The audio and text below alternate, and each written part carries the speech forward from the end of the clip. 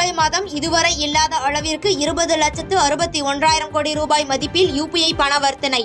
Cellphone மூலம் பணம் அனுப்புவது கடந்த ஆண்டை விட 37% அதிகரித்துள்ளதாக தகவல். வானத்தின் திமிங்கலம் என அழைக்கப்படும் மிகப்பெரிய சரக்கு விமானமான ஏர்பஸ் பெலுகா ஐதராபாத்தில் தரை இறங்கியது. கடந்த 27ஆம் தேதி பிரான்சில் இருந்து புறப்பட்டு மஸ்கட் வழியாக வருகை.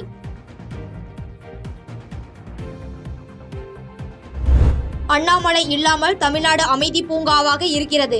அண்ணாமலை லண்டன் சென்று இருப்பதால் பாஜகவினருக்கு சுதந்திரம் கிடைத்திருப்பதாக முன்னாள் அமைச்சர் RB உதயகுமார் விமர்சனம்.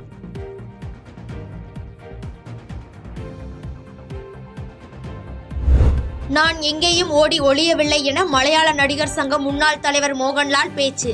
ஹேமா கமிட்டி அறிக்கையின் சர்ச்சைக்கு பின்னர் முதன்முறையாக விளக்கம்.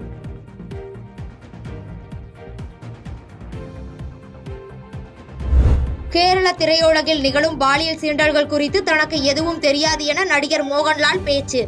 மலையாள திரையுலகம் சிக்கலில் இருந்து மீண்டு வர அனைவரது உதவியும் தேவை எனவும் பேச்சு.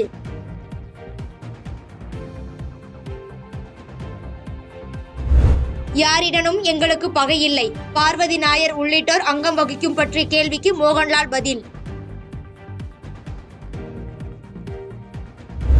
கர்நாடக ஆளுநர் பாரபட்சமாக செயல்படுவதாக கூறி கர்நாடக முதலமைச்சர், துணை முதலமைச்சர் உள்ளிட்டோர் ஆளுநர் மாளிகை நோக்கி பேரணி. ஆளுநருக்கு எதிராக காங்கிரஸ் கட்சியினர் கண்டன முழக்கம்.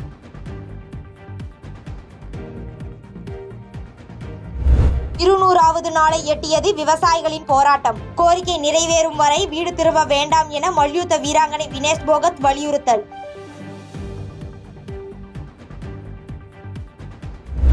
மும்பையில் சொகுசு காரை பின்தொடர்ந்து வந்து காரை ஓட்டுநர் வேண்டுமென்றே மோதியதால் வெடித்த சண்டை. கார் ஓட்டுநரை சாலையில் தூக்கி வீசி தாக்கிய பத்திரிகையாளர் மீது போலீசார் வழக்கு பதிவு.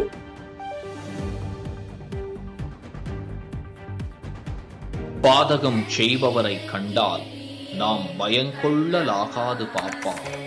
மோதி மிதித்து விடு பாப்பா, அவர் முகத்தில் உமிழ்ந்து விடு பாப்பா. அண்மை செய்திகளை உடனுக்குடன் தெரிந்து கொள்ள இணைந்திருங்கள் இயம்நாடு தொலைக்காட்சியுடன்.